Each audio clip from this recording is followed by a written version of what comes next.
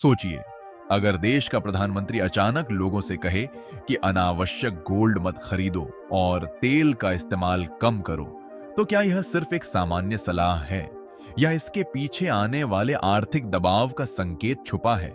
ज्यादातर लोगों ने इस बात को सामान्य बयान समझकर नजरअंदाज कर दिया, लेकिन बड़े निवेशकों और स्मार्ट मनी ने इस संदेश को बहुत ध्यान से सुना, क्योंकि जब कोई सरकार गोल्ड और ऑयल जैसी चीजों पर बात करती है, तब उसके पीछे सिर्फ घरेलू खर्च नहीं, बल्कि पूरी अर्थव्यवस्था की चिंता होती है।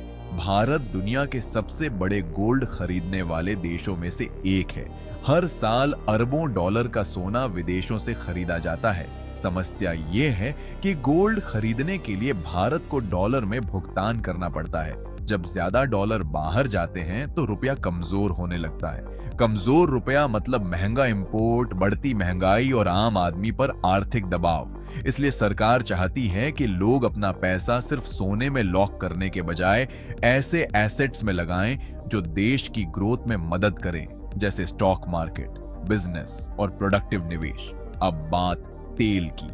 भारत अपनी जरूरत का ज्यादातर कच्चा तेल विदेशों से खरीदता है।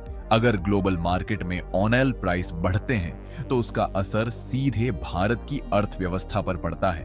पेट्रोल और डीजल महंगे होते हैं, ट्रांसपोर्ट महंगा होता है और आखिर में हर चीज की कीमत बढ़ जाती है। इसीलिए जब तेल कम इस्तेमाल करने की बात कही जाती है तो उसका मतलब सिर्फ पेट्रोल बचाना नहीं होता। इसका मतलब होता है देश के इंपोर्ट बिल को कंट्रोल करना और आर्थिक स्थिरता बनाए रखना। लेकिन सबसे दिलचस्प हिस्सा यहाँ शुरू होता है।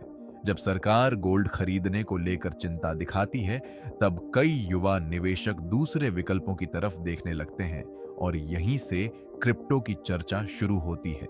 बहुत लोग बिटकॉइन को डिजिटल गोल्ड मानते हैं। लिमिटेड सप्लाई और ग्लोबल डिमांड की वजह से लोगों को लगता है कि भविष्य में डिजिटल एसेट्स की अहमियत बढ़ सकती है।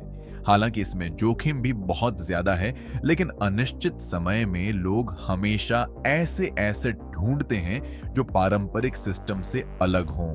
अब सवाल है कि इसका स्टॉक मार्केट पर क्या असर हो सकता है।